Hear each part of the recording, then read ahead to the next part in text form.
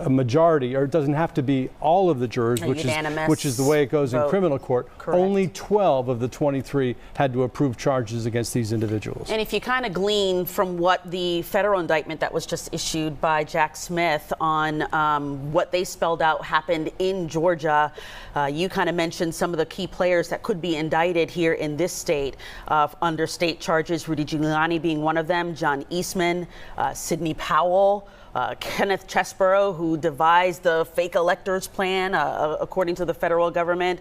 And it could be the former GOP chair, David Schaefer, Brandon Beach, Burt Jones, who were among some of the fake electors who signed off on that document saying they were the true electors who were voted upon to submit their votes for Donald Trump in the 2020 election. You mentioned the federal charge that was announced just recently by the special counsel, Jack Smith. He very pointedly only charged Donald Trump. There are unindicted co-conspirators who are expected to include Rudy Giuliani, but he kept it to Donald Trump, hoping to make things go quickly, and there has been an expectation that he will try to begin that trial in early January, right before the Iowa caucuses. By contrast, we may find out tonight that there are more than a dozen people who have been charged.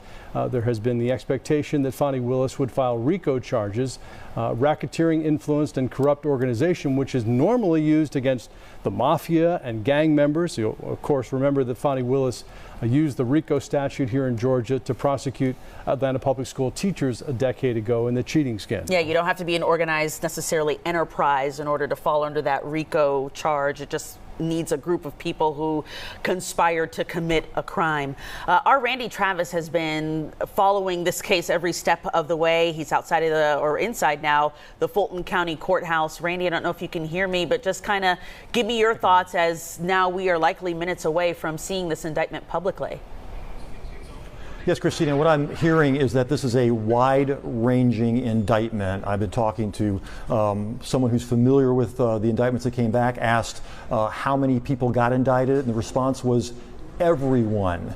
So I have some names. I want to hold off on reporting those until I actually see the indictment themselves, the various indictments that are now being carried, I think, physically down to the Fulton County Superior Court Clerk's office. They'll be given a case number, and then they will be entered into the system, and then hopefully they will be emailed out to the many reporters here and literally around the world waiting to see what this indictment actually details. But put Donald Trump to the side for just a second here. If he is indicted tonight, as you mentioned, this would be his fourth indictment on top of the 78 felonies he currently faces.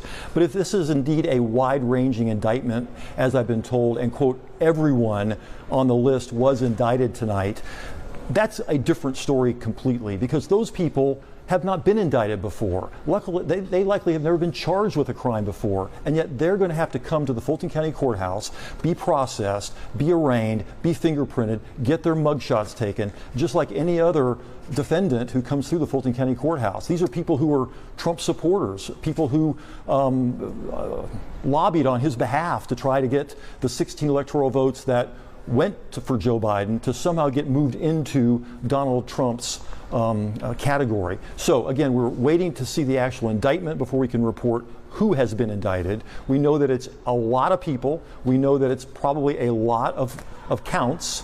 And until we find out and actually see that indictment, we don't want to report the names that we're hearing bouncing around. By the way, I am standing in the Fulton County Government Building. This is across the street from the Lewis Slayton Courthouse, where the grand jury has been meeting since 9 o'clock this morning, just wrapping up about 15 or 20 minutes ago. Behind me, this hallway you see here that's empty, well, just at the end to the right is the DA's office. She has a different office here, and we're told that this is where Fani Willis is going to hold a news conference at some point soon, hopefully, and tell us what this indictment means, why she decided to go forward with this indictment, and what the next steps are for the people who have been indicted tonight. So again, a lot of people indicted. We'll find out the names soon. As soon as we do, we'll come back live and report them to you. For now, reporting live from the Fulton County Government Building, Randy Travis, Fox 5 News. Randy, is it fair to say that those next steps might be fairly complicated if everyone was indicted in this process? I mean, after all, the presidential campaign has already begun, and it's hard to imagine that if that many people being charged, that this could be resolved before the November election of next year. Yeah, Russ, it's interesting because Fani Willis's investigation, as you know, was the first. It was way before any of the other ones that took place that Donald Trump is facing right now. And she is the most recent now to indict in an election interference case. So she will probably be last on the list of folks to go to trial, even though her case is unique in two different ways from the Jack Smith case. Her case, if someone is convicted, there will not be any pardon possibilities for them because state charges are not subject to a presidential pardon. And the other thing, of course, is that here in Georgia, television is typically always allowed in a courtroom, not in a federal courtroom, and not even in the state of New York, where Donald Trump is facing felony charges for allegedly paying off a porn star. So that's what makes her case unique.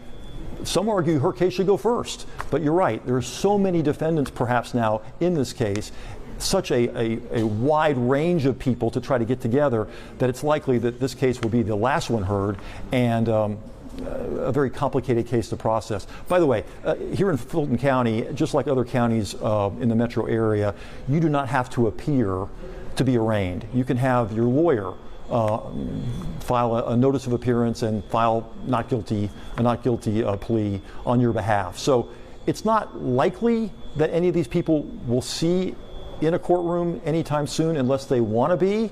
Some people may want to be on television, but they don't have to be. But they will be processed. I talked to Sheriff Labatt. We did some stories about that, about how he probably planned to handle these various folks, and he said he was going to handle them just like he would any other defendant, and that would mean going to the jail on Rice Street, being processed there, getting fingerprinted, getting your mugshot, and making bond, and then walking out and waiting for trial. Let's take it back a couple years, Randy, because this is how long this has been investigated by the DA, Fani Willis, for 2.5 years. And it started with a special grand jury that she had to call because she couldn't get different players in the case to voluntarily interview with her to find out what happened in Georgia. Yeah, in Georgia we have a special purpose grand jury option for DAs, and that's important for them because it allows a grand jury to focus on one particular case, and they can go for as long as they like. A regular grand jury, like the one we have across the street that issued indictments, they meet for typically a couple of months. You can extend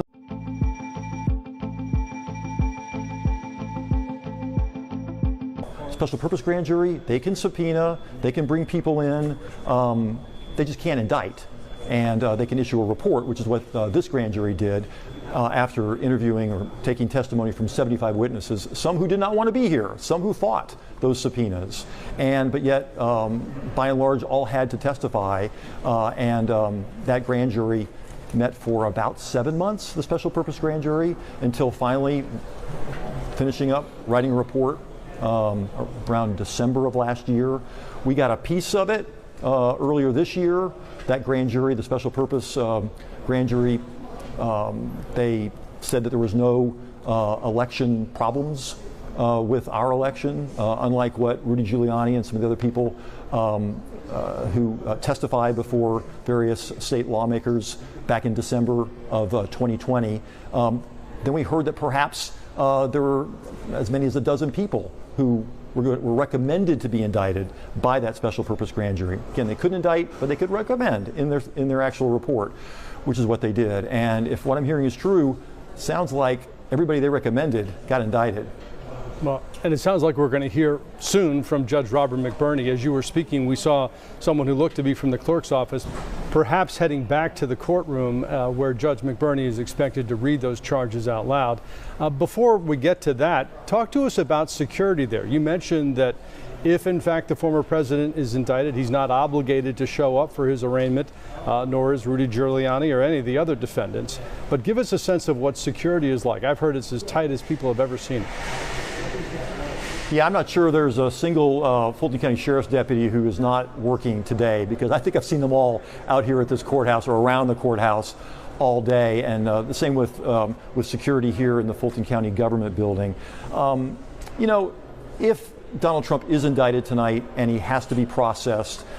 It sounds like there is another option that's being discussed. I've heard that the Fulton County Sheriff's Office has an office on the 9th floor in the tower in the courthouse behind me on the other side of Pryor, and he could be processed there. So he could be brought in, and I've been told that there are already steps underway, if he was indicted, to bring him in soon and process him there, where the Secret Service agents could maintain better security as opposed to taking him over to the jail on Rice Street. But that doesn't sound like that's going to be the case for the other co-defendants who were indicted tonight.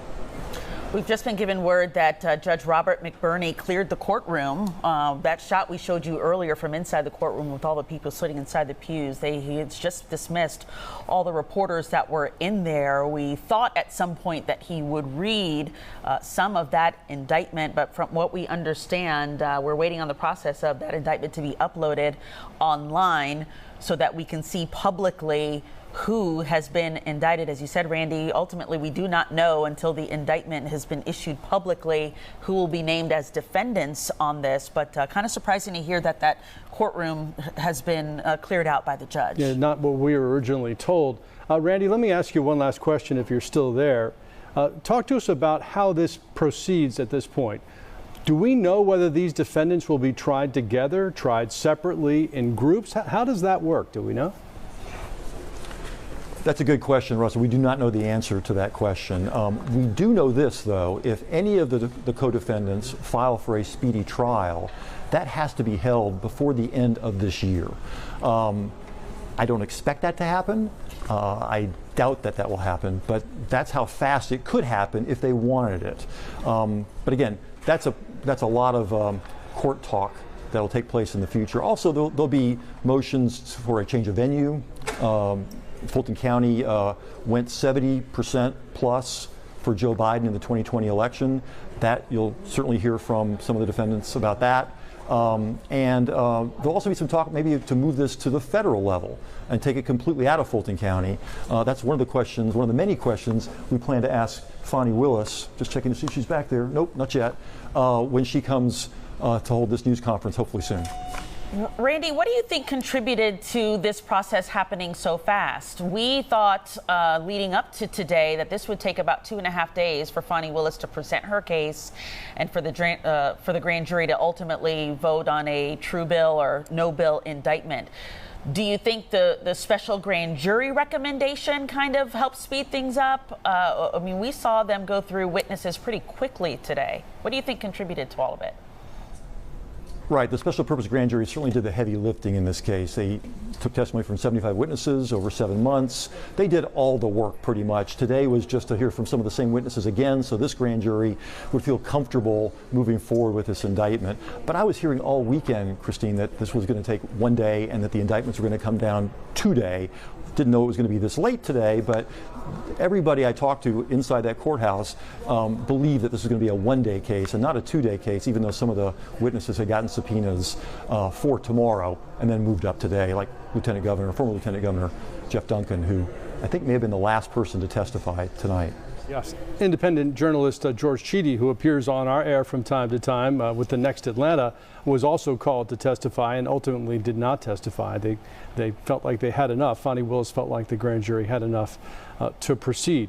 Randy, you've been looking back as to how this all happened. Of course, early this morning, the grand jury heard from former State Senator Jen Jordan and former State Representative Bee Nguyen, who were among those who pushed back against Rudy Giuliani's claims of malfeasance at State Farm that had been disproven by the FBI and the GBI and the Secretary of State's office. He last month agreed as part of a civil suit brought by Ruby Freeman and Shay Moss, 2 workers who he had defamed, according to them. That's why they filed their lawsuit.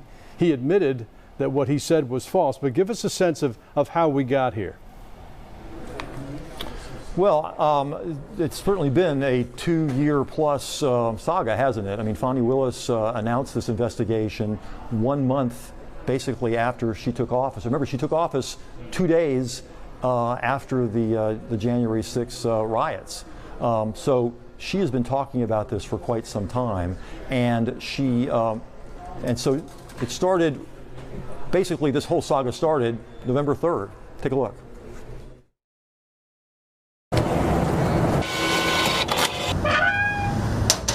By the time the polls closed on November 3rd, 2020, nearly 5 million Georgians had voted early, in person, or by absentee ballot. But it would take another 17 days before Georgia's choice would be officially decided, leading to a series of actions still being questioned today. November 11th. There will be a recount in Georgia. Secretary of State Brad Raffensperger orders a hand recount of every presidential ballot. November 13th. South Carolina Senator Lindsey Graham phones Raffensperger asking if he had the power to disqualify all mail-in ballots in certain counties over signature matching concerns. November 20th, Raffensperger and Governor Brian Kemp formally certify the results. Joe Biden wins Georgia by 11,779 votes. Georgia is the last state in the country to report, and one of the first to be hit with unproven allegations of fraud. December 3rd. Georgia is going to be at the center of it. Donald Trump's personal attorney, Rudy Giuliani, makes his first of 3 appearances before Georgia state lawmakers, urging them to appoint an alternate slate of electors. He plays the infamous suitcases video, a selectively edited clip of 2 Fulton County election workers pulling a container from under a counter after Trump poll watchers had left. There it is, right in front of our faces. State and federal investigations find no evidence of wrongdoing. The 2 poll workers, Shay Moss and her mom, Ruby Freeman, are repeatedly targeted with death threats. It's affecting my life in a major way, in every way. December 5th, President Trump calls Kemp asking for a special session. Kemp tells him no. He also contacts Attorney General Chris Carr and House Speaker David Ralston. December 14th. Thank you to Georgia for allowing us to speak on your behalf. While Biden electors gather in the state Senate chamber to certify their 16 electoral votes, a separate group of Republicans meet in a different room and sign documents falsely certifying that they were duly elected and qualified electors for President and Vice President of the United States of America from the state of Georgia. Among the group of these alternate electors, future Lieutenant Governor Burt Jones, GOP Chairman David Schaefer, and State Senator Sean Still. Some later said the move was to protect Trump's rights in case pending litigation broke his way. December 22nd, Trump Chief of Staff Mark Meadows shows up unannounced, hoping to witness a signature audit in Cobb County. He's turned away. Ms. Watson, the president. Hello, Francis. How are you? December 23rd, Mr. Trump calls the state investigator for the audit, advising her on how to do her job. Only one signature mismatch is discovered. January 2nd, 2021, the president makes the call to Raffensperger, heard around the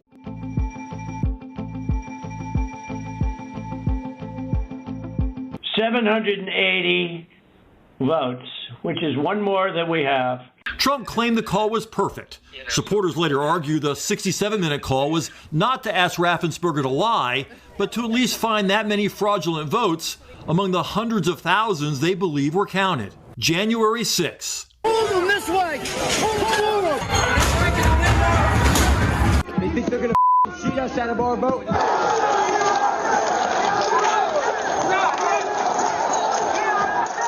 The next day, January 7th, a group of computer experts flies to the Coffee County Elections Office, 200 miles south of Atlanta. Former County GOP Chair Kathy Latham, wearing the blue cardigan, welcomes them. She was also an alternate elector. Atlanta businessman Scott Hall admitted in a phone call he organized the trip. I went down there, we scanned every freaking ballot. And they said, we give you permission. Go for it. So they went in there and imaged every hard drive of every piece of equipment. That call and those surveillance pictures are part of an unrelated federal civil suit. Directed by Trump attorney Sidney Powell, the group searched for evidence the Dominion voting systems had been compromised. Instead, the GBI launched an investigation into their unauthorized access, and the state had to replace all those Coffee County machines. 2 days later, I so state your name. Fonnie Willis takes the oath of office as Fulton County's new district attorney. February 20th, 2021. Yes, we will issue grand jury subpoenas. Willis becomes the first in the country to announce a criminal investigation into Mr. Trump's conduct and attempts to influence the administration of the 2020 Georgia general election. June 1st, 2022, a special purpose grand jury is seated. They would hear from 75 witnesses, including Giuliani, Raffensperger, and Kemp. July 15th, all 16 alternate electors received target letters, although several have since been given immunity. December 15th, the grand jury issues a sealed report. One the jury foreperson says recommends indictments against more than a dozen people. And back live now here at the Fulton County government building where we're waiting to actually see that indictment. I'm told that multiple people have been indicted, multiple people. I asked the source, well, how many is that? And the source told me everyone. So we're expecting a wide-ranging indictment when this does come down. I just heard from a colleague at WABE, though, who says that they've got a reporter in the clerk's office right now who's being told that it could take between 1 to 3 hours before the indictment is uploaded. And there won't be a news conference with DA Fani Willis until that actually happens. So we'll be here waiting until that does happen, but it could be a bit. All right, Randy, we're going to let you get in place for that press conference that DA Fani Willis is expected to have very soon. But as Randy said, a wide-ranging indictment expect to be released here soon. Right. When you're talking about perhaps as many as a dozen people, some reports are out there that there have been 10 people indicted. And then all of those specific charges, you can understand why it's going to take a while. But it looks like it might be 10, 11, even midnight after this very, very long day before we get a chance to hear from the district attorney herself. In the meantime, we have some expert perspective. Lori Geary of the Georgia Gang is with us. Alicia Thomas Searcy, who's also on the Georgia Gang and spent 12 years as a state representative representing Cobb County, and of course Republican consultant Brian Robinson, who's a regular on the road to November. We thank all three of you for being here tonight. Lori, you're the one in the middle. Let's begin with you. What's your perspective and what you've seen so far tonight? Well, I don't think nothing has been surprising as of yet. And I don't think that any of us would be surprised to find out that an indictment has been handed up against the former president and many of his aides. I think the waiting game, I think what is really bizarre for all of us is that, you know, the Fulton County Courthouse closes at 5 p.m. We've all been down there for covering trials in our journalistic careers, and we know 5 p.m., even when there's a jury's going long, they bring them back the next day. I think that's what's been a little bit different this time, is that here it is, 9:25, that Fulton County Courthouse is still open. And now we're hearing that it could be a really long time, an hour to 3 hours before they get all of this paperwork uploaded into a computer. Again, it's Fulton County. We wait a long time for Fulton County election results, so we shouldn't be surprised about that. But I don't think any of us should be shocked about what we're hearing about these indictments. Let's go to you, Brian Robinson. Just kind of give us your take from kind of the political consulting side. You're probably not surprised either. As Lori mentioned, this is probably the worst kept secret that there wasn't going to be an indictment handed up at some point. It's just a matter of who. Yeah, that's right. And, you know, we've known for some time that something was going to be coming down the pike. I think at this juncture, we're waiting to see who besides President Trump is going to be indicted. Obviously, he's going to be at the top of that list. One thing I'm going to be looking at is that group of alternate electors, the alternate electors who went in and cast those ballots for the Electoral College and that several journalists walked in on. Are they going to be indicted? I think that gets to be politically a bit of a stretch for the DA here because, you know, these people weren't staging a coup. They were told that this was a judicial process. These were some legal wranglings. And then when the court cases didn't go their way, they dropped it. So these weren't folks who were storming the Capitol with pitchforks. They were people who thought they were doing a civic duty that had been informed by well-regarded lawyers. I think if the indictment goes that far, it's going to undermine the rest of the case, which is already a bit on shaky ground. It's hard to say that President Trump was calling for fraudulent action. It's hard to say that he was calling on the Secretary of State to commit a crime. Now, we can have a legitimate debate about whether or not that call was appropriate, whether he should have been on the phone with Raffensperger at all.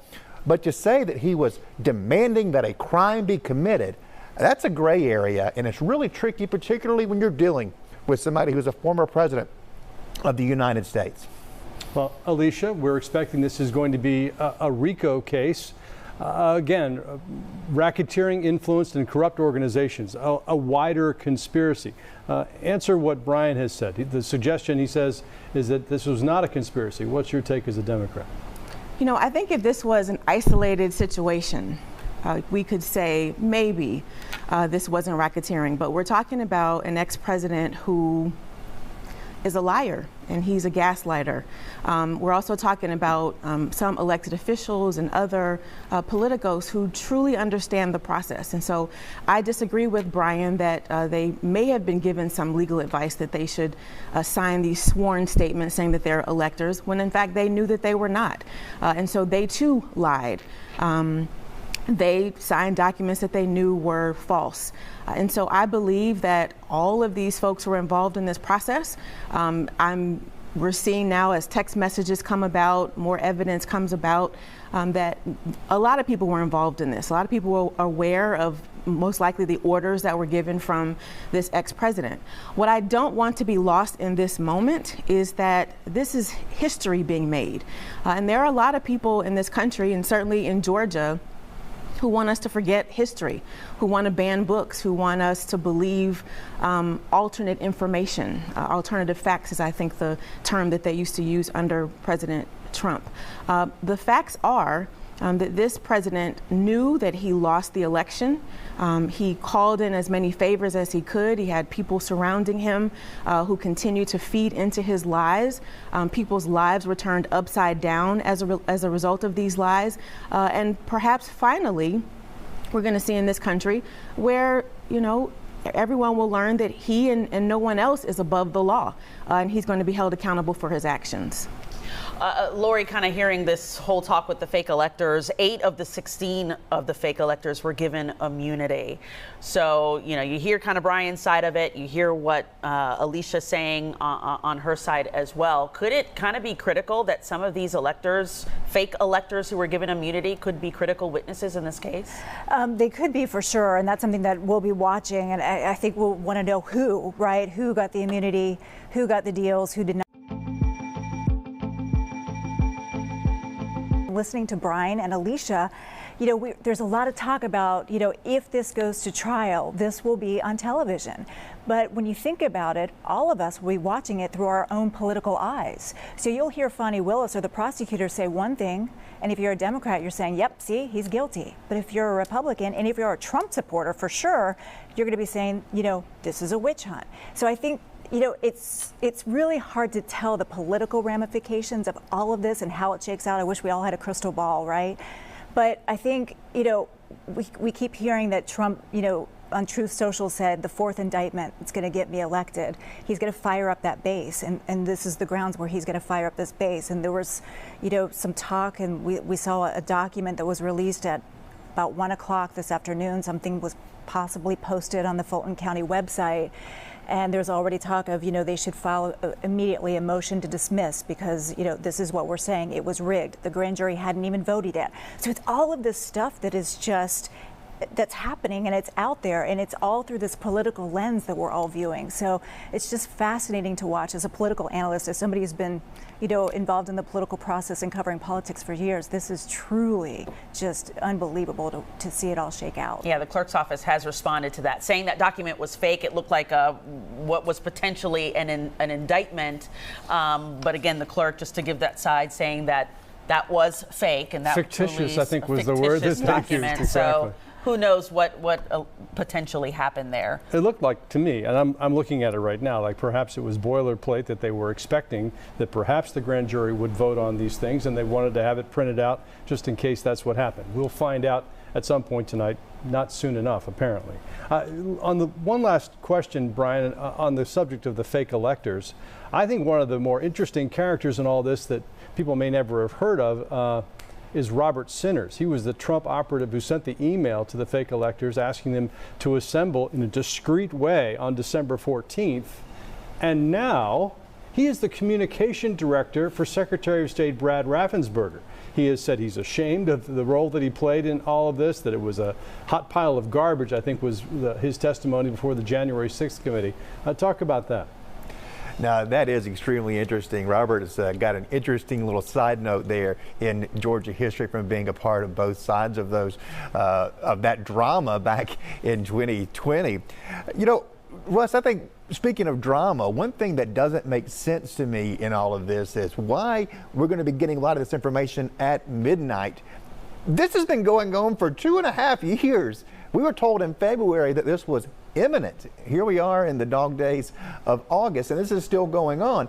And the fact that they would have such big news coming out after midnight when this has dragged on for so long, it just seems like a bit of a circus. This could have been planned out so much better. This is a moment where the eyes of the nation are upon us here in Georgia. We've gotten used to being the center of attention when it comes to politics in Georgia in recent years, but this isn't our finest moment. There just seems to be a bit of chaos. This could have been handled much better. There have been 3 other indictments handed down in other parts of the country. None of them are having news conferences at midnight. What is going on here? Okay, Alicia, you're smiling. I see you smiling next to him. You have a response to that? I mean, the process is what it is, and this is when the jury decided to make its decision. So what say you to all of that? I'm a big believer that we have to operate in facts. And what we know is that Fani Willis is a district attorney who operates in precision. She has a very strong record when it comes to getting convictions. I've never met her, but I'm told that she puts her head down and gets her work done. So I'm not going to try to make up any ideas or theories about why there's probably going to be a press conference at midnight. But what I do know is that this is a woman who knows what she's doing. She knows how to do her job, and she does it well. She has a very high conviction rate. And so my guess is there's probably some information that we don't know. What we do know is that we are dealing with an ex-president who has lied a lot, who has gaslit many of us. And although there have been 3 other indictments that have been handed up in other places, they're not Georgia, and I think frankly he's been given a lot of grace, a lot of favor in other places where he hasn't been treated like a criminal, and in this case it may be different, and so we'll just have to watch and see why, but my guess is there's a good reason for it. Well, you mentioned the indictments against the former president in 3 other places. Of course, we're talking about Manhattan, the state charges for falsifying business records, Miami, the classified documents case, and then Jack Smith's case regarding January 6th out of Washington, D.C. Lori, given that there is a federal case in 2 different venues, where do you think this one's going to end up in terms of the calendar? Oh, boy, that's a great question. Russ, we know that possibly one of those federal cases could go in January. I would expect, it's my understanding that if any one of these defendants that has been handed up an indictment, if any one of these folks wants to request a speedy trial, it's my understanding they all have to be then given a speedy trial. And that could be 3 months from now, could be 4 months from now. So I fully expect this to happen before the 2024 election. Either way, I would think it's probably after 1 or 2 of the federal cases, but then I would expect this, because it's such an important case, and it is one of the most, it is the different case right out of all the other 3 federal cases. So I would think that this would go before the 2024 election. Brian, talk about, because with all these other cases, Trump has raised millions upon millions of dollars, kind of, making this a feather in his cap that he's been indicted almost because of all the money he can raise along with it. Talk about what he potentially will do with this Fulton County case. He's already said, if I'm indicted a 4th time, I will win the presidency. So just talk about how he kind of uses this publicity to his advantage. You know, I'll tell you, Christine, I hear the just one more indictment and I'm going to win as being he's going to win the nomination for the Republican Party. And if that's what he's saying, that certainly has withstood the test of time. Every time one of these indictments comes out, his poll numbers go up. He gets an influx of campaign cash into his coffers. And what's happening here is he's sucking up all of the oxygen out in the political media. We're not talking so much about the other candidates. The only other candidate we're talking about is DeSantis, and those are all stories about him being in a death spiral in this campaign.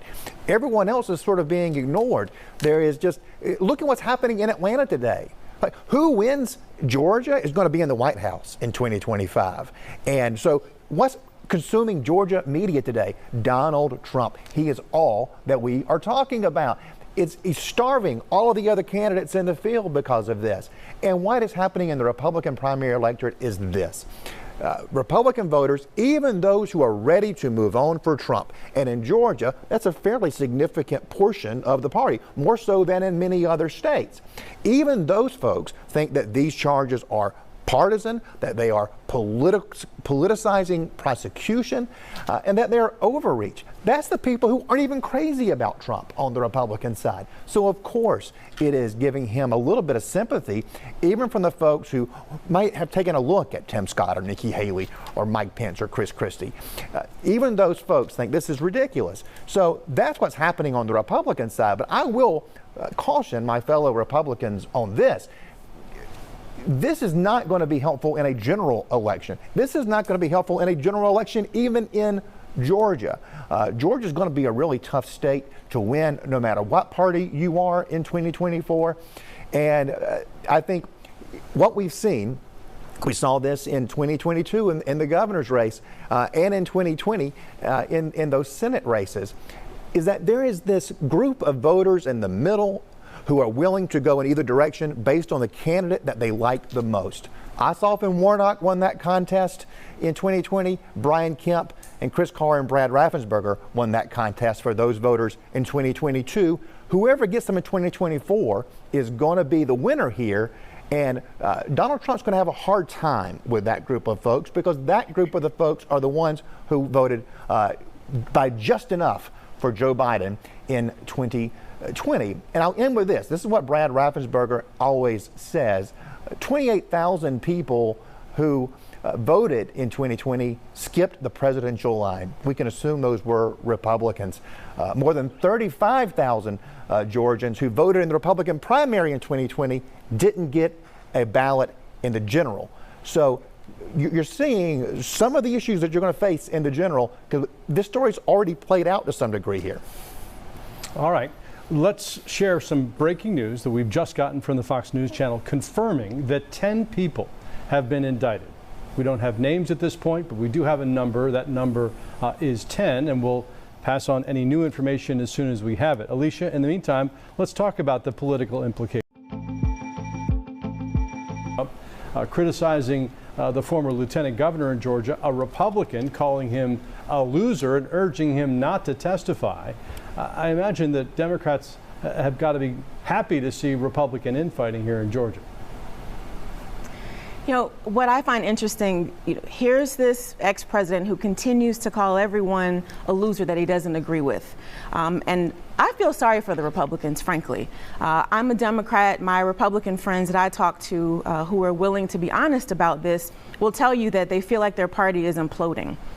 I think it's sad that an ex-president who has been indicted 3 times, soon to be 4. Well, now we can say 4 officially. Probably. Well, we can say it's coming. I'm pretty sure he's one of those 10 people who's been indicted now 4 times, is leading the top of the ticket when it comes to Republican candidates for president.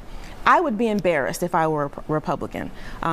I remember the Republicans of the days that I was in the legislature. They were more reasonable in their thought. They talked about smaller government. They talked about lower taxes. This is a Republican Party that's talking about a 4-time indicted candidate for president. They're talking about fake elections. They're talking about stealing our democracy. And I cannot allow the point to be lost here that we're talking about criminal charges because this is an ex-president who attempted to disenfranchise Georgia voters.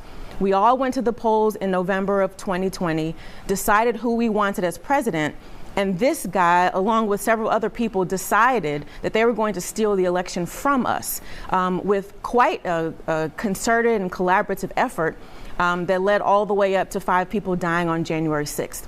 This is a serious problem, and we have to take this seriously. And so while Fani Willis continues to do her job, and we'll find out exactly what all of these charges are, to your point about the politics here, I think Republicans have a real issue where they've got to find a candidate that they can actually win with. If Trump does become their nominee, we already see in the polls that he's not moving. While he continues to hold this strong number on the Republican side, he continues to use this as a way to fundraise, which is, I think, one of the biggest slaps in the face I could imagine for people to give their hard-earned money thinking that they're believing in something and believing in this particular person. And many of those folks are using some of the money to pay for his legal fees. And so it's got to be frustrating for Republicans. It's got to be embarrassing. I appreciate the former lieutenant governor for his leadership, for him calling for a Republican Party 2.0. I bet there are a lot of other Republicans who agree with him. They just can't do it yet.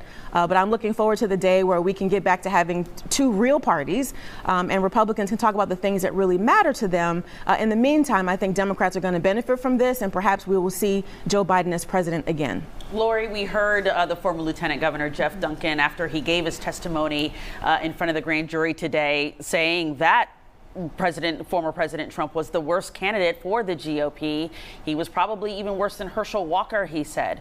You follow these elections closely. You know how much Georgia is a swing state. Do you agree that this could be potentially difficult if Trump gets the nomination to win a general election? Well, Absolutely. And I think, to Brian's point and Alicia's point, it's those voters in the middle that are going to decide this election. And I think if you look at the national polls right now, Joe Biden and Donald Trump are pretty much tied, right? In the Republican primary polling, you'll see that Donald Trump's numbers, especially in states like Arizona, even Iowa, he's way ahead, right? He's way ahead of number 2, Ron DeSantis. But he hasn't really changed that percentage in the national polls when he's up against Biden. So that just goes to show you that general election voter is maybe not so sure about the whole, another Trump campaign. And I think that's what you have to really pay attention to. We don't really pay a lot of attention to national polling because we go state by state. But that is something that is very telling, especially with all of these indictments coming down. I don't see this helping him in a national election against Joe Biden. I just don't. I mean, I think Republicans have a lot of soul searching to do. I think they really are going to be saying, do we want 4 more years of this? Do we want 4 more years of that tweeting, even though he's not on Twitter anymore, or X, whatever you call it now? But do we really want 4 more years of this drama? Do we want 4 more years? I mean, do we want 4 more years of the policy? Maybe Republicans can agree, yeah, the policy was great, but it's all of this other stuff that, I think Republicans are going to look within and say, do we want to move on? And I think Iowa will be very telling. And if you look at the polling in Iowa, Trump is at about 44%. I looked at the polling at Real Clear Politics. Well, that means that more than 50% of the Republicans are not on board with him in Iowa. And, the candidates who come out on top in Iowa get all that momentum, all that media coverage, and really it can change the way that the Republican or the Democrats go forward in the general election and move on into their primaries. Yeah, and perhaps Georgia Republicans are different than Republicans in other parts of the country in the sense that polls show that a majority of Republicans still believe that the election was stolen, and yet here in Georgia, former Secretary of State Brad Raffensperger defeated an election denier in Jody Hice, and Governor Kemp roundly defeated Senator David Perdue, who was also an election denier, basically ran on that platform. So Republicans in this state have shown that they can make a decision for someone who's acknowledging the facts of the election. All right, panel, we're going to let you catch your breath here for a second. We want to check in with one of our reporters outside the Fulton County Courthouse right now. Denise Dillon is there. And Denise, I hear the courthouse, of course, is like a fortress out there. What has been the activity now that we know an indictment has been handed up? There's going to be 10 of them. Any reaction? Are you seeing any activity outside the courthouse? Honestly, it has been a waiting game, just like it has been a waiting game all day. A very full day here at the Fulton County Courthouse as the grand jury heard from a number of people in this case against former President Donald Trump and his allies. And really, it hasn't let up. Every now and then there'll be a little bit of action, a little bit of activity. For example, just moments ago, as we heard that there is an indictment, and then a short time later when we heard 10, the number 10. That gets everybody a little bit excited, hoping we'll hear a little bit more. But really, we don't know anything yet. Now we are waiting, once again, to find out details of that indictment and who, of course, has been indicted. I want to show you this, though. You mentioned the fortress around the Fulton County Courthouse. Those are, of course, the barriers. This road has been shut down for about 2 weeks now. But take a look at all these tents. These are the tents of media crews from across the country and really from around the world, as everybody is focused, very focused on this case. Now, right now, Randy Travis is inside. He's trying to get his hands on a copy of that indictment. It could be another hour. It could be even longer than that. But we do know that once the copies have been released, District Attorney Fani Willis does plan on holding a news conference and giving us a few more details and tell us a little bit more about what happened inside that courtroom today. And again, as soon as we can get some details, we will be bringing them to you, whether it's within the hour or even longer. But I preface, it's an unfair question. I'm not sure that the answer is knowable, so I'll preface it that way. But do you have a sense, is there any scuttlebutt there at the courthouse as to why this was all packed into this day? As you well know, former Lieutenant Governor Jeff Duncan was supposed to testify tomorrow morning. They moved him up to today. Here we are at almost 10 o'clock at night. We still haven't heard from the district attorney. And any sense of what the strategy might have been? You know, I really don't, but that is a good point that you brought up. All day long we were saying, wow, this is happening much quicker than expected, because not only the former lieutenant governor, but former journalist current journalist George Chidi was also supposed to testify tomorrow. So we certainly thought that this was going to go for a second day, but things started speeding along, and then after that last person testified, well, then it kind of came to a screeching halt. It took a little while, for us to get the information that, yes, an indictment has been handed down. So now, again, we are just waiting, and hopefully that will come in the next couple hours, maybe 3. All right, Denise Dillon outside the Fulton County Courthouse for us. Denise, stand by. Thank you so much. We want to go to our Randy Travis, who is in the government building, I believe he said he was, outside the DA's office, who is supposed to be giving a press conference after these indictments are made public. But since we last talked to you, Randy, we learned the confirmation that there are, in fact, 10 indictments. Talk about that. Well, 10 indictments means it's a lot more paperwork that probably has to be processed in the clerk's office, and that's why we're waiting maybe another hour or so before we can actually get our hands on the actual indictment. We don't want to report any names until we see them actually in the indictment. But as you say, 10 indictments, so we're assuming 10 people with probably multiple charges for each one. Let me set the scene for you here, Christine, by the way. As you said, I am over here live in the Fulton County Government Building. That is across Pryor Street from the Lewis Slayton Courthouse, where the grand jury met from 9 a.m. until probably around 8 or so tonight before they finally came back with these 10 true bills. Behind me is a long hallway. You see a couple of officers back there. Just to the right is a glass wall, glass door. That is Fani Willis's office, one of her offices in the Fulton County Government Complex here. That's where we're expecting her to hold her news conference, but not until the indictments are made public. So it's a big waiting game right now for us. There are at least, I would say, 50, maybe 75 reporters that you can't see over there waiting to get into that room so they can hear what Fani Willis has to say. We believe will have a lot to say. Keep in mind, Donald Trump had a lot to say about Fani Willis over the last year or so. Called her a racist, made some suggestions about prior clients, which she said was wrong, and fact checkers say was also wrong. But so there's some there's some things we want to talk to her about. We want to hear what she has to say, obviously, about these indictments, but her plans to go forward. Will she fight any attempt to move this case out of Fulton County? That will be one of the initial motions, we understand, that will be filed by these defendants. Fulton County went 70% for Joe Biden in 2020. Could these Republicans get a fair trial in Fulton County? Should it go to the federal level? Donald Trump, former president, if he was one of the people indicted there, he could argue, and maybe some of the other ones as well, that this case should be moved to a federal level.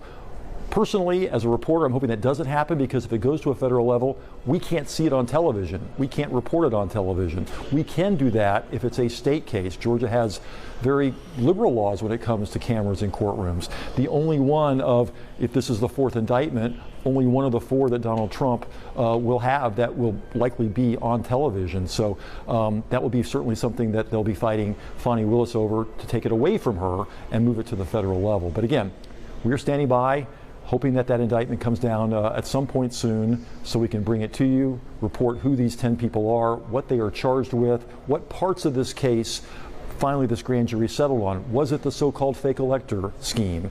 Are some of those people indicted? Was it some of the things that happened with the recorded conversations that Donald Trump made to Brad Raffensperger, to David Ralston, the late Speaker of the House, to Chris Carr, to Brian Kemp? And of course the Coffee County case, where some Trump supporters brought some cyber experts down to Coffee County and literally copied every piece of every Dominion software and equipment down there, looking for some evidence that the Dominion software could be compromised. Nothing was ever produced, but that software, that data is out there now, and there's a different concern, a separate concern, about whether that Dominion software could now be more easily hacked, because that information was in essence taken without permission by those Trump supporters. So we're waiting to see all that, and we're waiting to see Fani Willis, who is definitely the star of the show tonight. All right, Randy Travis, thanks very much. You make the point that the former president has been tough on Fani Willis at various times, calling her a lunatic, a Marxist, a racist. Let's get back to the panel now. And Laurie, I want to give you a shot. Brian and Alicia have given their opinion as to the wisdom of making this such a long day and having her news conference come so late at night. What do you think about all this? I don't understand this process. I mean, they could have easily, wrapped this up tomorrow and had a very controlled day ahead of them. If they, they could have announced a press conference at 1 o'clock and all of the media would still be camped out there. I don't understand the strategy of going on for hours and hours and until the middle of the night if we are waiting for those indictments to be public. I think politically, this could be a miss for Fani Willis. There may be reasons, and as Alicia alluded to, there may be behind-the-scenes reasons on why it's coming down at 10, 11, midnight. But this is highly unusual, and I think that this could be chalked up as a miss for Fani Willis if we're still here waiting for hours.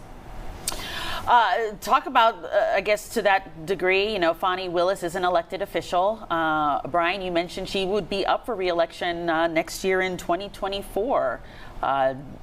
Do you think there would be some political implications to the fact that she will potentially be indicting the Republican nominee, it looks like, of the who's running for president of the United States?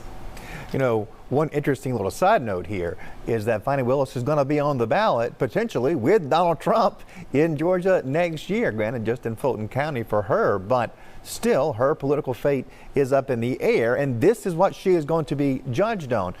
I think if I'm going to run a campaign against Fani Willis, I'm going to talk about several things. One, why are we doing this case at all? This is obviously a federal issue. Trump was calling about a federal election. He wasn't in Georgia. It was a multi-state phone call that we are talking about. The claim that it was a crime is definitely a legal gray area because there's not an explicit call for acts that are fraudulent in the call. And this is all happening at a time when people in Fulton County know that we had a violent crime problem. I think some of that's cooled down, but in 2021, 2022, that was the top of the news here. We had this massive backlog of cases in Fulton County coming out of the crime spike that we saw around COVID, and no court cases were being heard. So all of these violent criminals were essentially in a revolving door back out onto the street, and it had tremendous implications here in Georgia in local political elections. Crime became a really pressing issue. So voters in Fulton County might ask the question, even if they're partisan Democrats who think Trump should be prosecuted, why are we focusing on this federal case when we had local crime issues, which is the heart and soul of what the local DA is supposed to be doing? I think that's a really fair question. And second, Christine, there is tremendous pressure on Fani Willis now. This is what she's going to be judged on. She had to move forward with an indictment after spending 2.5 years. And why in the world did this take 2.5 years to get to this point and now have to have a midnight news conference? She's got tremendous political pressure to win this case, and that's going to be really difficult. There's a lot of reasons for a jury to find some reasonable doubt in this case. After spending this much time and this many resources at a time when she should have been doing something else, voters are going to have a right to demand results. Well, Alicia, Jack Smith, the special counsel, made the point that the former president is allowed to tell falsehoods, but that in his estimation, he knew that they were false and he's not allowed to act on it. Talk about what this means from the standpoint of perhaps this being duplicative here in Fulton County, that we're seeing in Fulton County basically the same case tried twice in different venues. So here's what we have to remember when it comes to Fani Willis. Her job is to prosecute criminals who commit crimes in Fulton County. Ex-President Donald Trump has committed crimes in Fulton County. He is trying to disenfranchise voters. He tried to steal an election. Whether Brian says that the call was maybe inappropriate, again, if that was in isolation, that might be a decent point. But the problem is it's a part of an overall conspiracy where people participated as fake electors, where they went up to D.C. and tried to get the vice president not to acknowledge this election. There are a number of actions that took place in Fulton County, including those fake electors participating at the state capitol, where this person and a number of people have to be held accountable for their crimes. I think, some of this is duplicative because they're all connected. Some crimes happened in Fulton County, some happened in Arizona, some happened in Florida. When we talk about the documents, all of these things are connected. All of these things speak to an ex-president who is unfit to be president of the United States. It speaks to the fact that we have to hold everyone accountable, no matter who they are.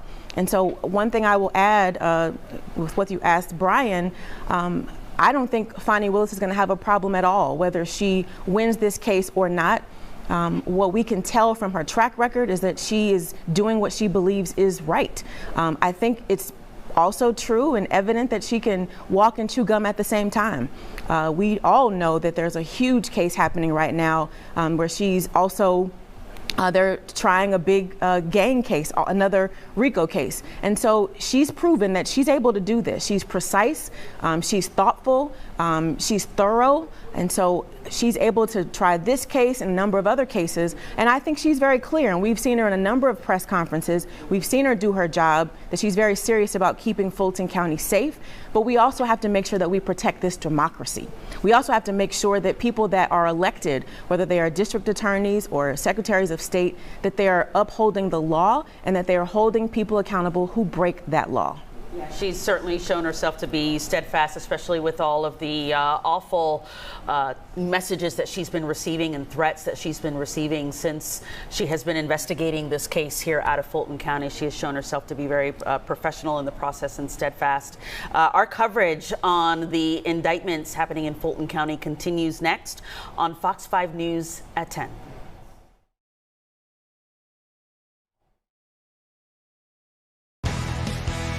Fox 5 News at 10 starts right now. And we do begin with that breaking news in Fulton County tonight, where indictments have been handed up in the Fulton County 2020 election probe.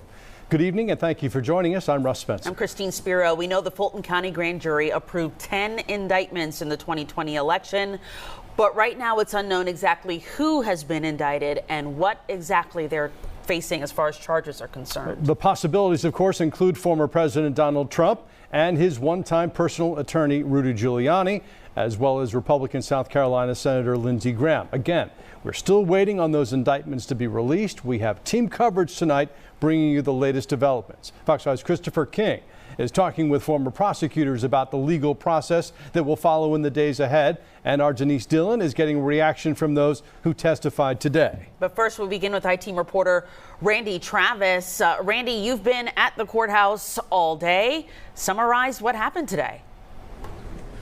Yeah, it's been 2 years, since this case was started, an investigation 2 years ago. We finally got to indictment day, and it's still not over. We still do not know who exactly has been indicted in this case that the grand jury heard starting at 9 o'clock this morning. We believe that there are 10 people or 10 indictments. We don't know what those indictments involve, how many charges, who those people are. All we know is that the grand jury came back around 8 o'clock or so with the indictments. Judge Robert McBurney reviewed them, sent them down to the clerk's office, and that's where they are right now. They have to be stamped in and then submitted, scanned into the system, and only then will we be able to read who has been indicted and what those charges are. We have someone standing by in the clerk's office right now, and as soon as those do come in, we will bring them to you live. But until then, we're sort of at a status quo here. We're waiting for Fonnie Willis to hold a news conference to talk about the day's events. She'll hold that news conference just down that hall to the right there where she has an office. But until that happens, we're all being kept out here.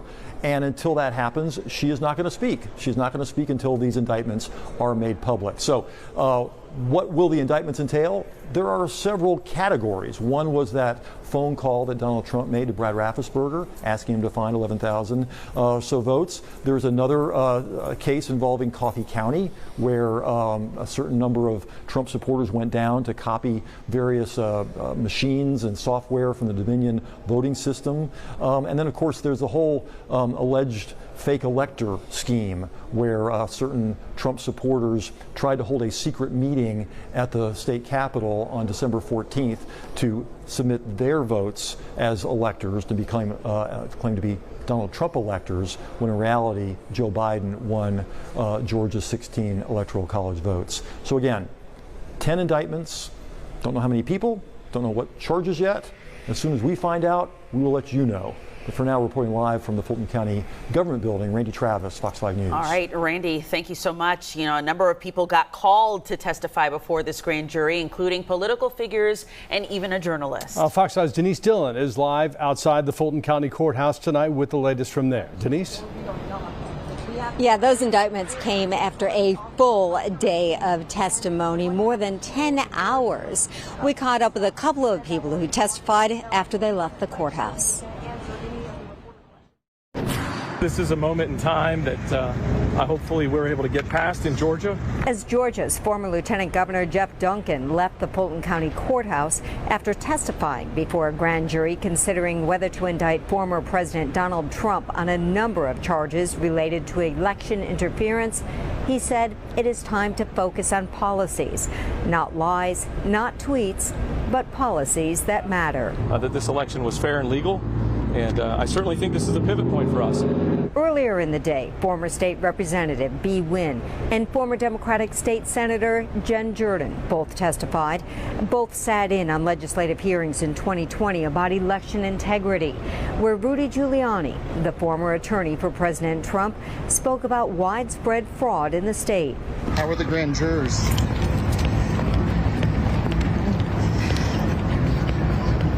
Ready to do their duty, so ready to serve. Independent journalist George Cheedy was subpoenaed to testify as well. Cheney stumbled upon a meeting at the state capitol and discovered an alternate elector scheme. But apparently, the jury had heard enough to make a decision without hearing from Cheedy and others who had been called to testify.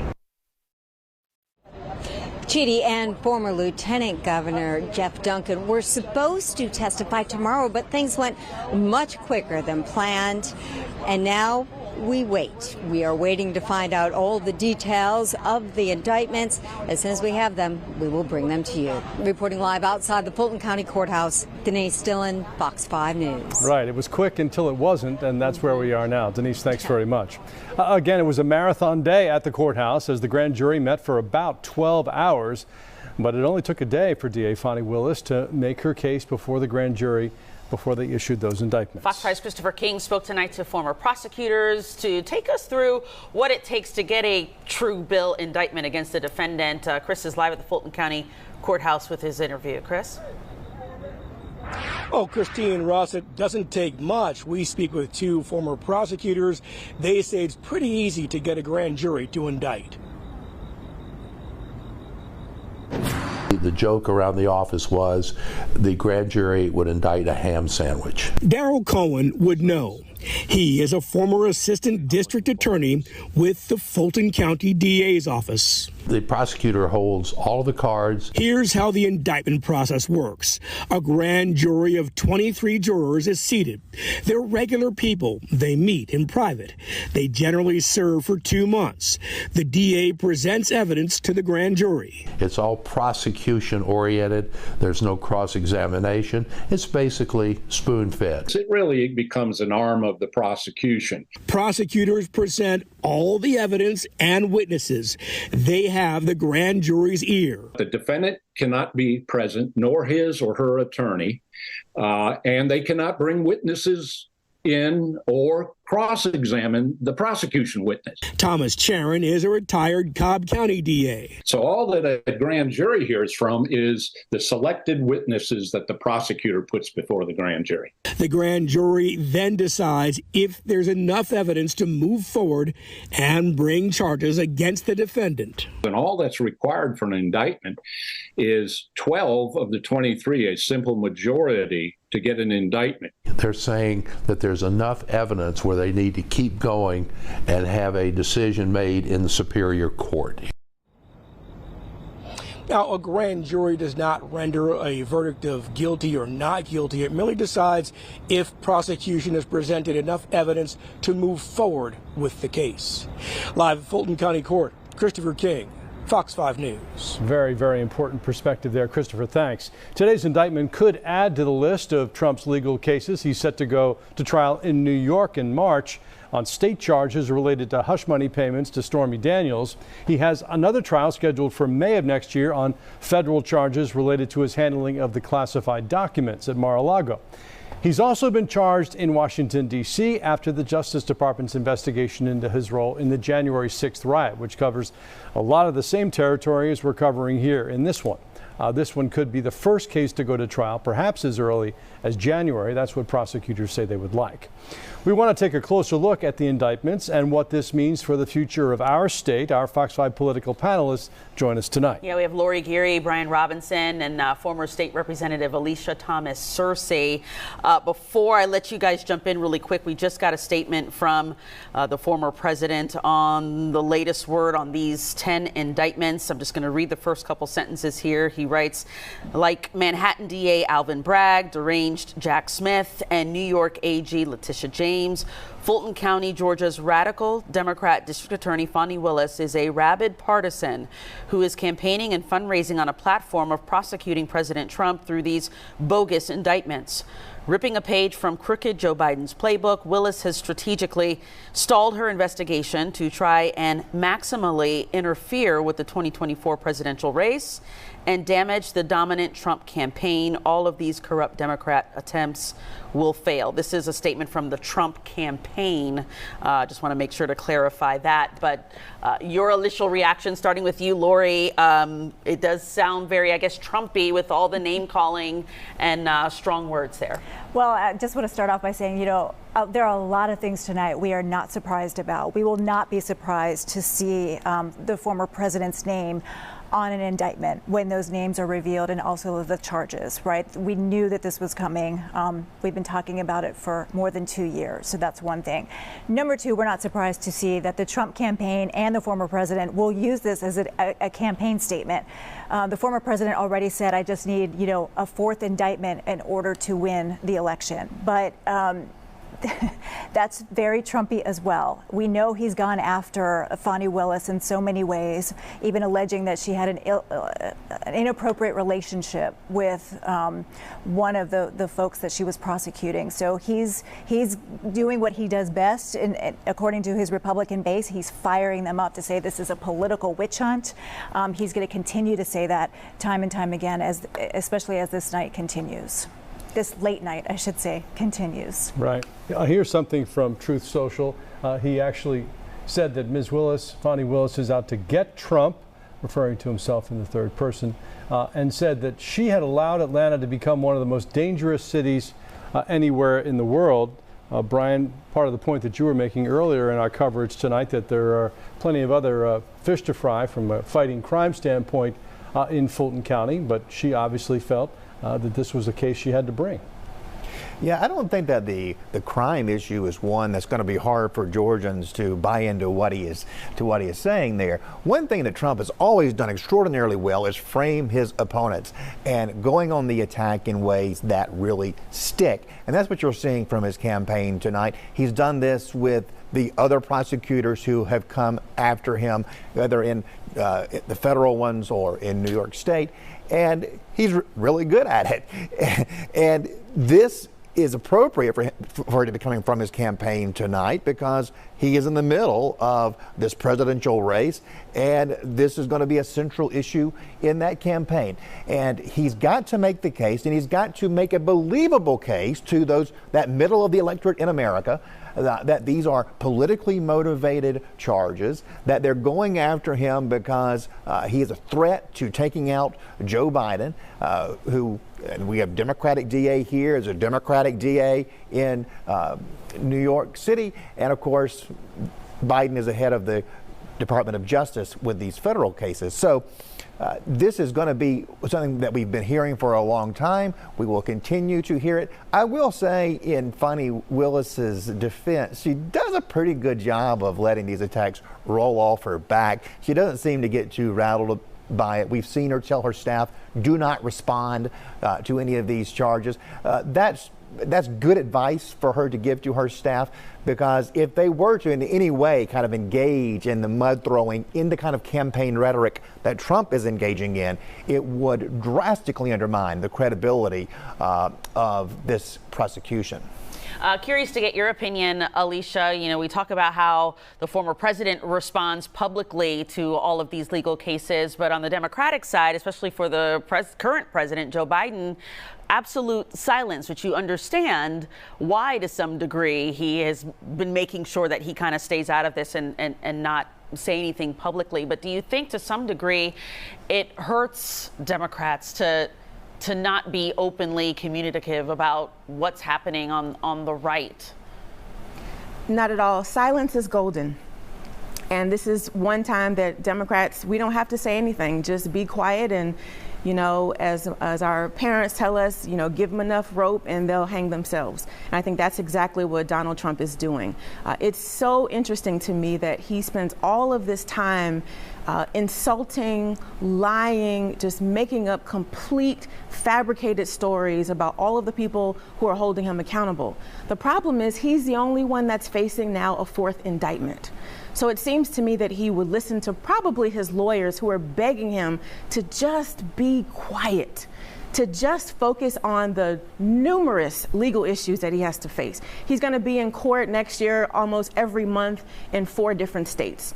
It seems to me that he would just be quiet, focus. If he's really running for president, I would argue that he's probably not. I think he's running to be pardoned. He's running to raise money. I don't think he really believes that he can win. But just focus on the race, focus on raising the money. But why continue to berate and demean people who are simply doing their jobs? Why, Rudy Giuliani, would you come to Georgia and lie and disrupt the lives of 2 election workers who were just doing their jobs.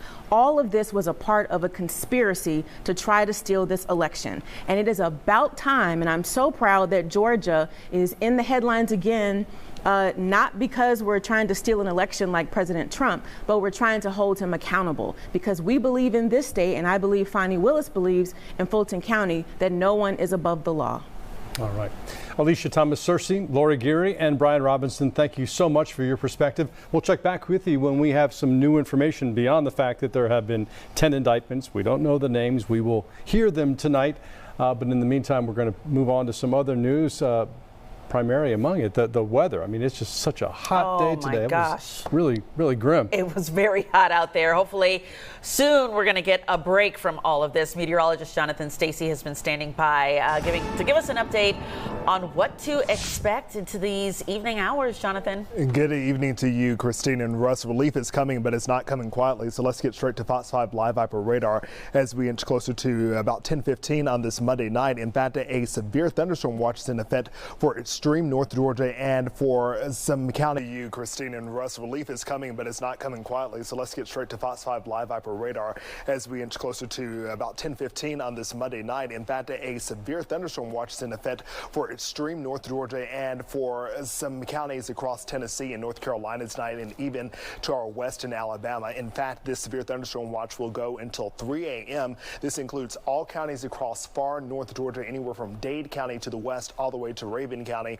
going out to the east. Do I really think this is a major threat? No, actually it's a low-end risk for severe weather, but we've seen storms go off across East Tennessee, now crossing the mountains, Appalachian Mountains into North Carolina, and it will be kind of a ruckus night. So exactly what are the models printing out? Well, it looks like Gilmer County, like you're going to be in the bullseye for the best storms, also Fannin County included in that. So LJ, you're just to the north of that lobe of energy that will likely roll across I-59, I-75, and then overnight there will be pockets of heavy rain coming through, likely some embedded thunderstorms, but the real rough stuff, it actually comes tomorrow morning, making way for a nasty commute. If you have any business up and down I-75 across the northwestern section of the state, you could face some issues. It was a hot day. Will tomorrow be just as hot? I'm tracking it all coming up in my full Fox 5 Storm Team forecast. That's coming up later in the hour. We'll be right back.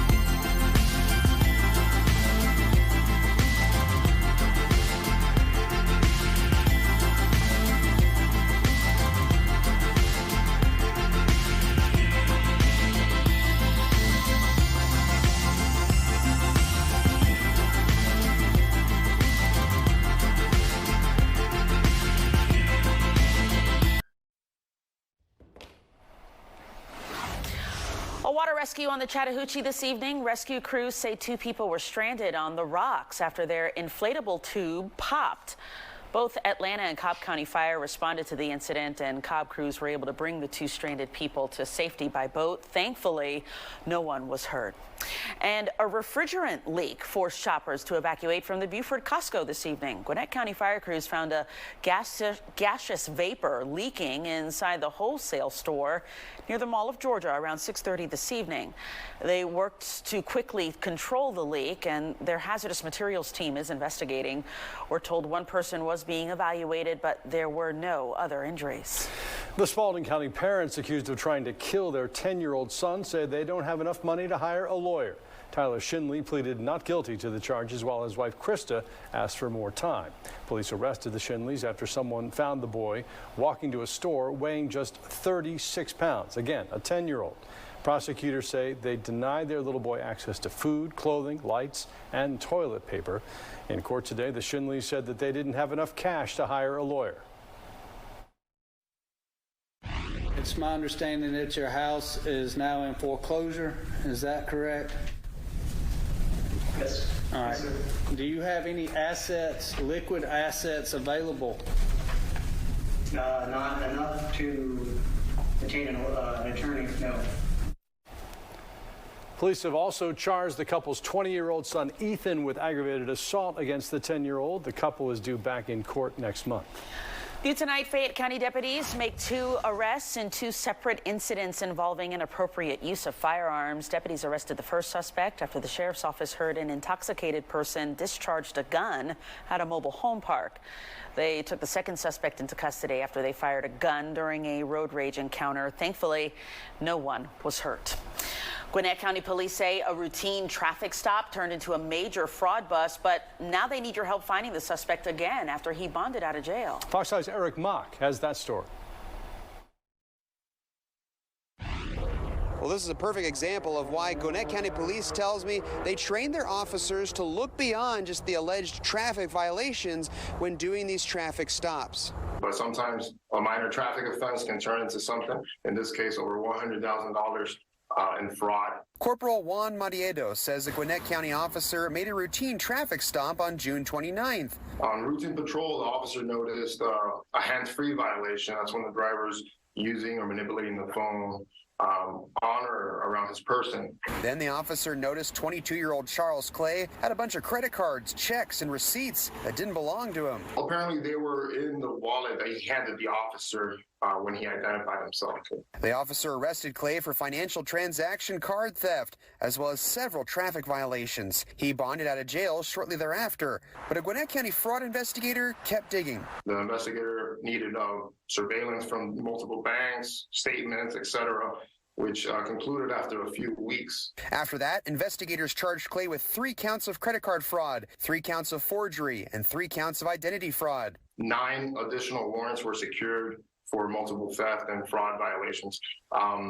So yeah, he does need to be located and brought back to the jail. Only problem is, now investigators can't find him. What we do know is we cannot get a hold of him. It's been hard to track down and communicate with. So Gwinnett County Police need your help finding him. So if anyone out there has any information, they can call 911 or call Crime Stoppers to remain anonymous. And Corporal Madiedo told me it's possible Clay has fled the area, but in case he's still around, they want to make sure to book him back into the jail for those additional charges so that a new bond can be set for him. Reporting from Gwinnett County, Eric Mock, Fox 5 News.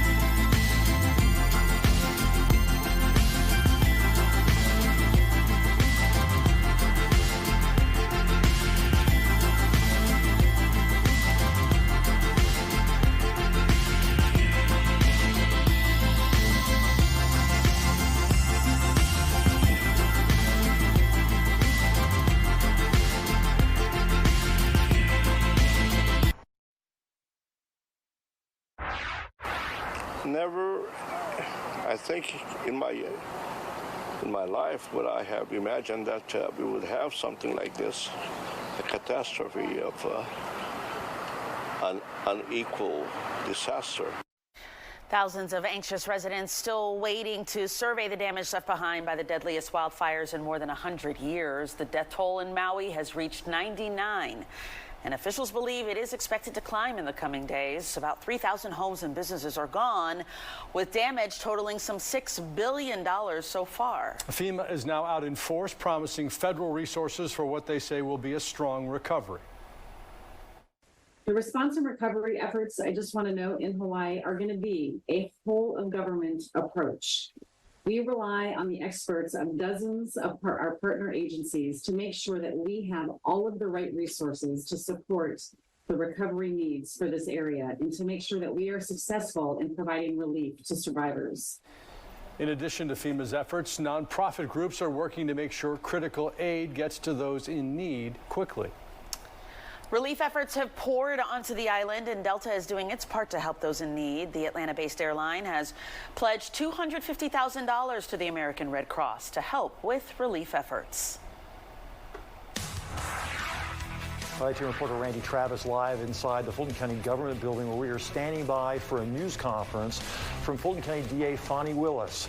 The grand jury today issued indictments in the election interference case, and I'll have the latest next.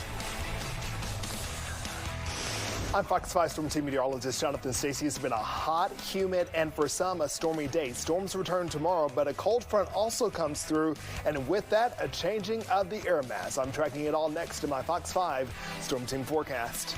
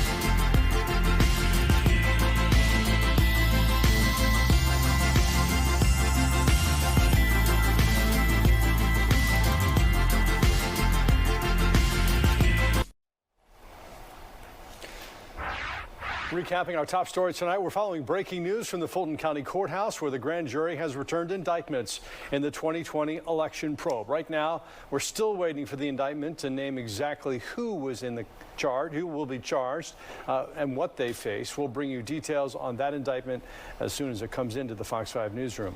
The investigation has been a lengthy one, with the events leading to the investigation beginning just days after the 2020 election. Fox 5's Randy Travis has been at the courthouse all day since this morning. He joins us live tonight with a look at where things stand. Randy. Yeah, Christine, you know, we've heard some names about some of the people who were indicted earlier today by the grand jury. Don't want to report them until we actually see the indictment itself. And right now it is still in the Superior Court Clerk's office being processed. So when that does get made public, we will certainly bring it to you live. And Fonnie Willis is going to have a news conference behind me after the indictments are made public. But as you say, the story, as we know, hasn't finished yet today, but we know where it started, November 3rd, 2020.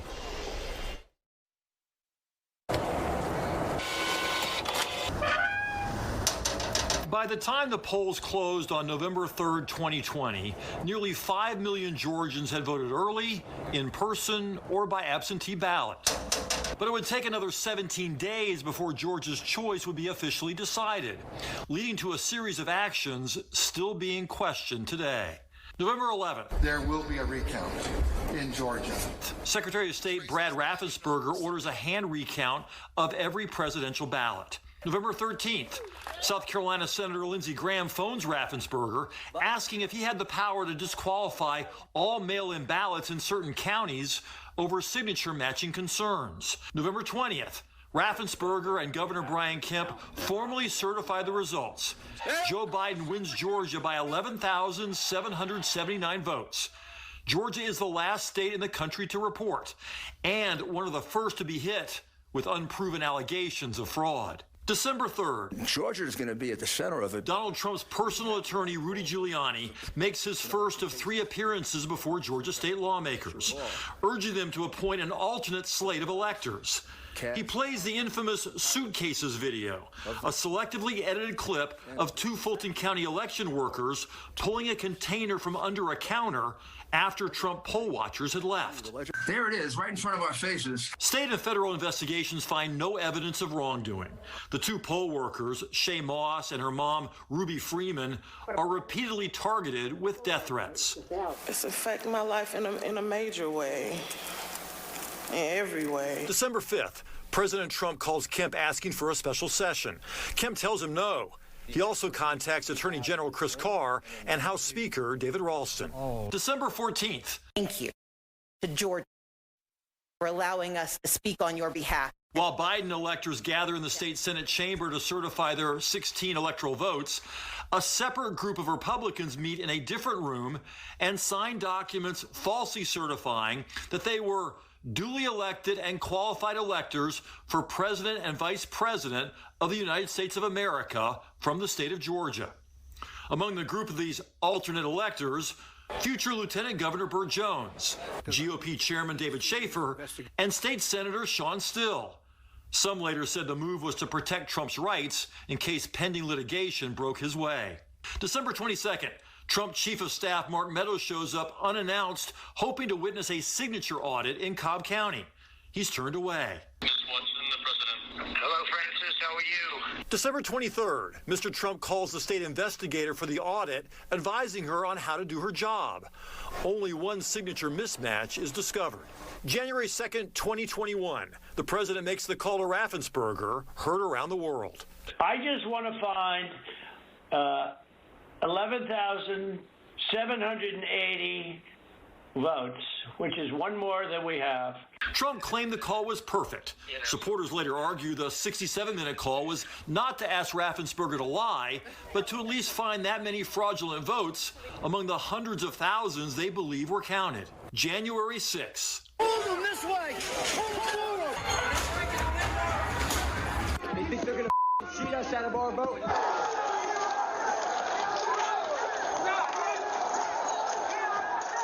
The next day, January 7th, A group of computer experts flies to the Coffee County Elections Office, 200 miles south of Atlanta.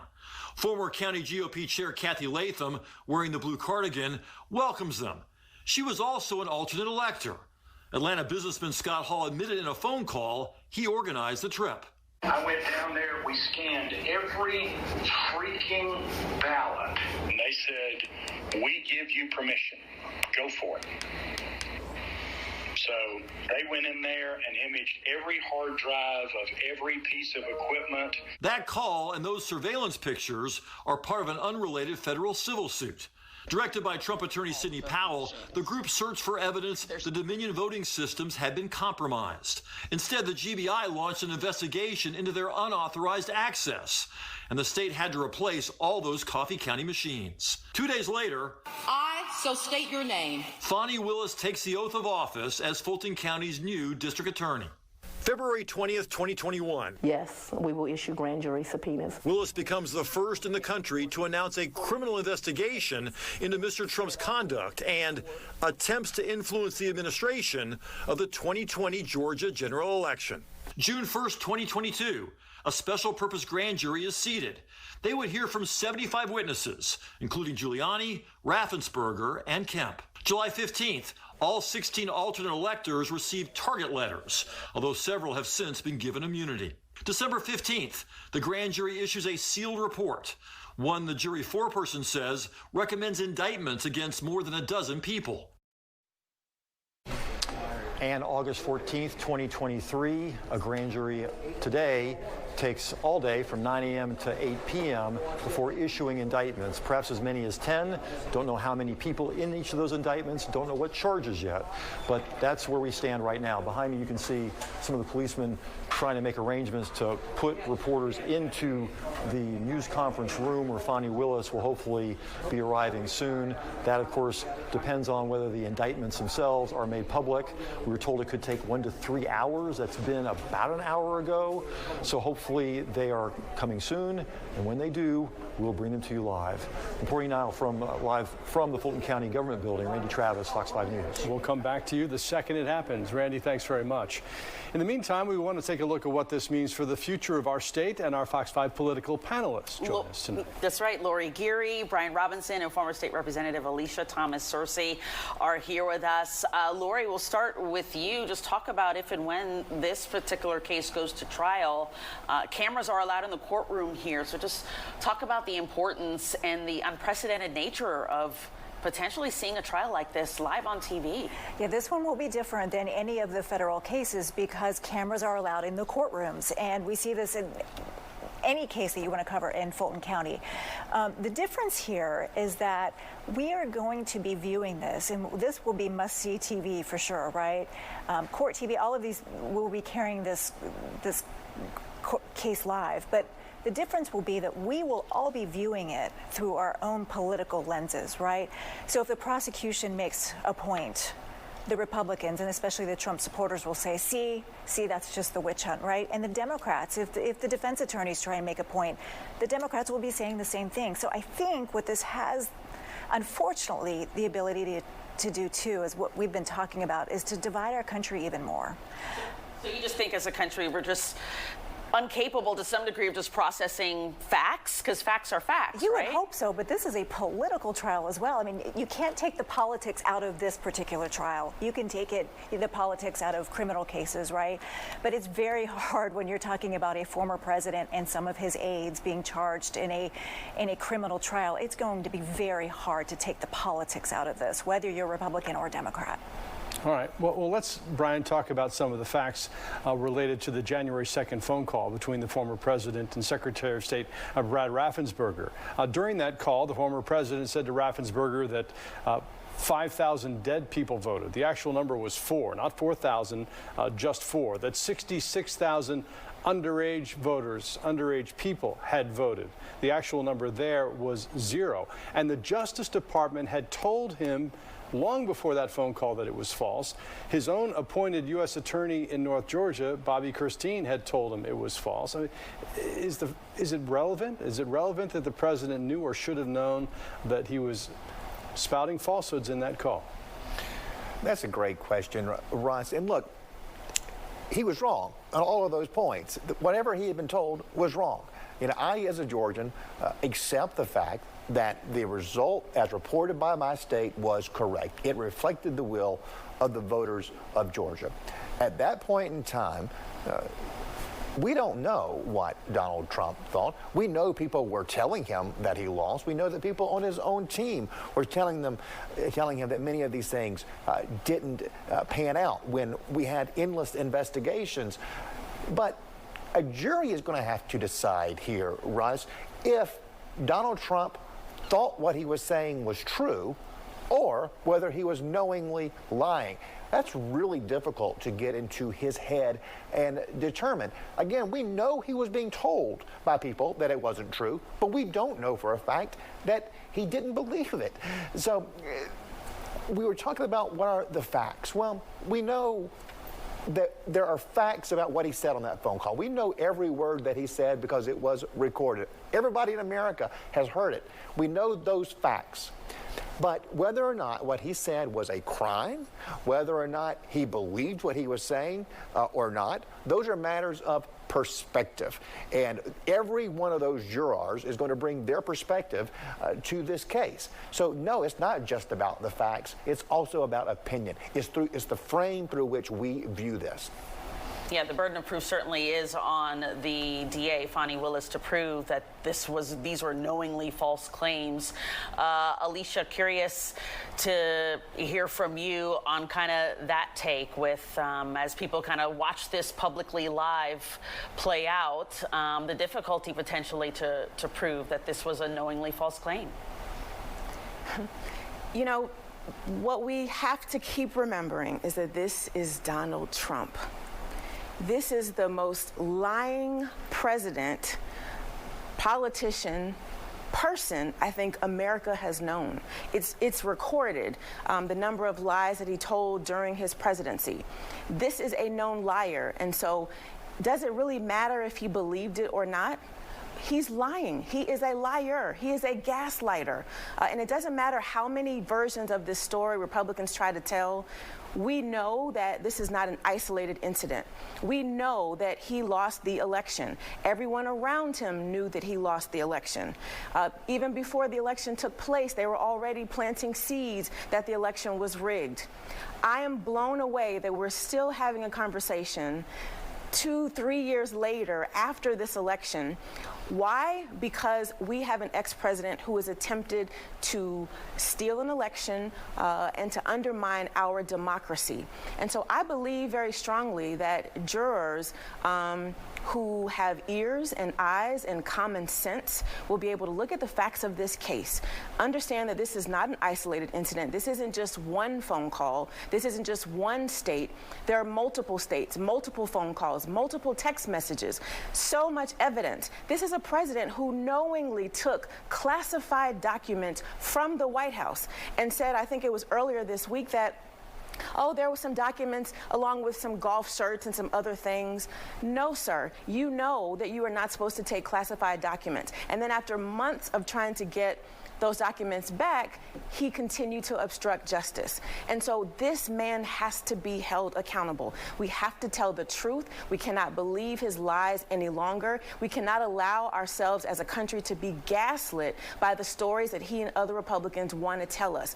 This is history being made today. Fulton County is going to hold an ex-president accountable for lying to the American people, perhaps for even lying to himself. But the lies need to stop, and we need to protect our democracy. All right, Alicia Thomas Searcy, we appreciate your perspective.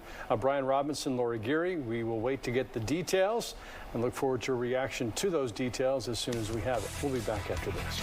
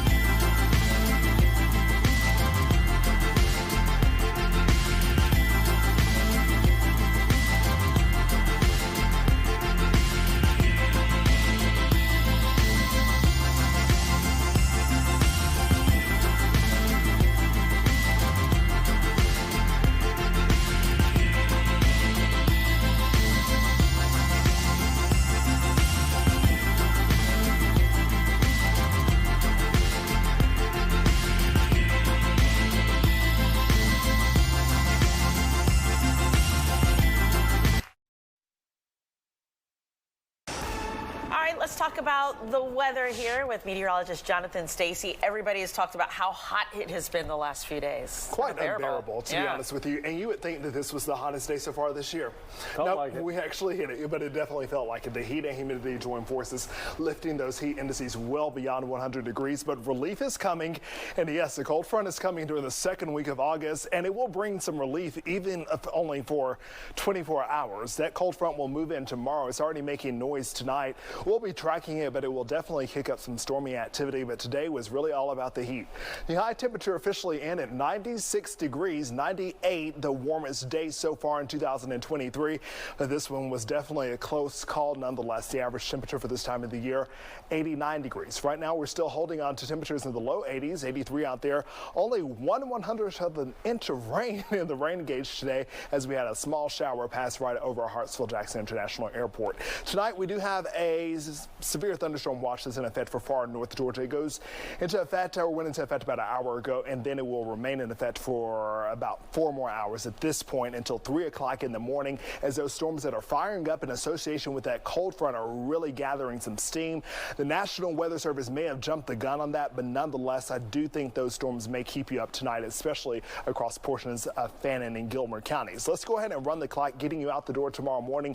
Problem-free, however, your problems will come knocking on the door around 9 o'clock in the morning. You can see here that line moving slowly through the area. By the time we get to the midday period, the Atlanta metro area is in play, and it's going to really fire up some energy here. It's really when the line gets to the south and to the east of the Atlanta metro area when I think it can produce some damaging wind gusts along with some pockets of hail. Once it's all moved out of here, we are scot-free. Once again, we'll be eyeing that area to the south and to the east of town for strong storms.